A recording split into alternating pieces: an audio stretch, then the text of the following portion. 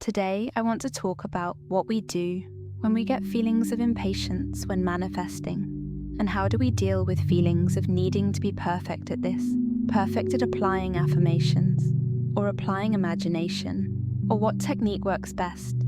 This is something that many people struggle with. Those are all driven from the fear of failure. So how do we deal with the feelings that we get from the 3D? What do we do when we are feeling frustrated? What do we do when we are feeling impatient?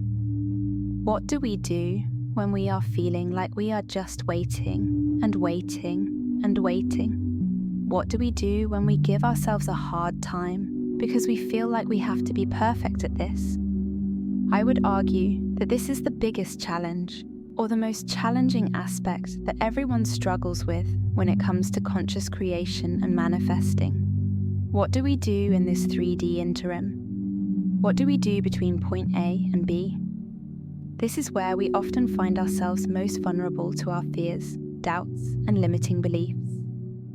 And that right there is at the root of why we battle feelings of doubt and frustration. And that fear of failure stems from the unknown, because what we can't see with our physical senses, measure, or dictate on the outside, it leaves us in a place of feeling very vulnerable.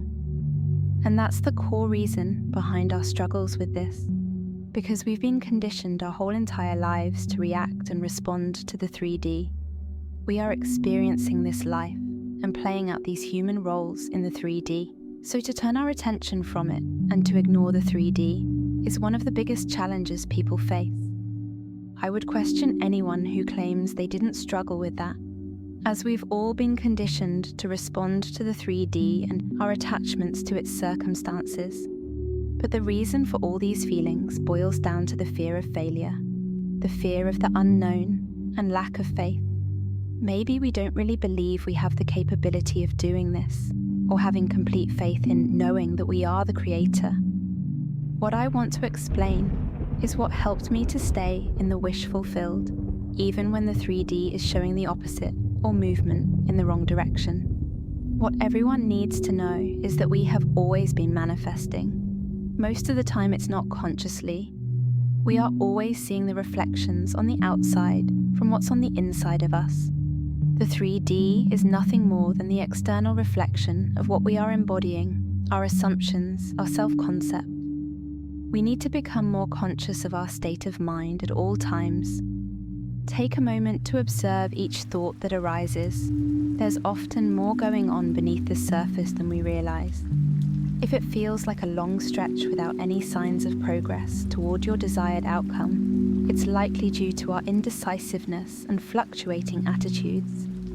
As it says in James 1:8, a double-minded man is unstable in all his ways.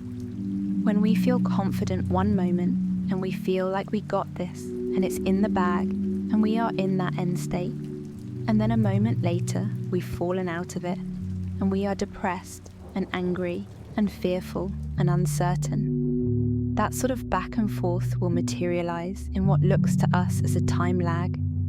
90% of the time, we are running on autopilot, so we are not aware of when that seed was planted.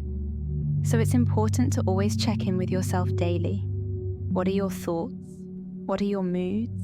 What is the internal dialogue you are having? Are you having conversations with others in your mind? Are they arguments? Or is it you giving yourself a hard time? It is the inner state that is what shows up on the outside.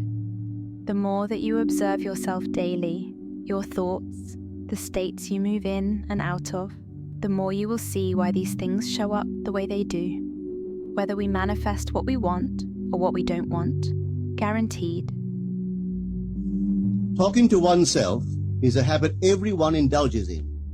We could no more stop talking to ourselves than we could stop eating and drinking. All that we can do is control the nature and the direction of our inner conversation. Most of us are totally unaware of the fact that our inner conversations are the causes of the circumstances of our life.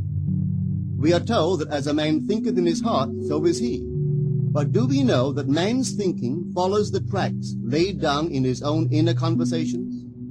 To turn the tracks to which he is tied in the direction in which he wants to go he must put off his former conversation, which is called in the Bible the old man, and be renewed in the spirit of his mind. Speech is the image of mind. Therefore, to change his mind, he must first change his speech.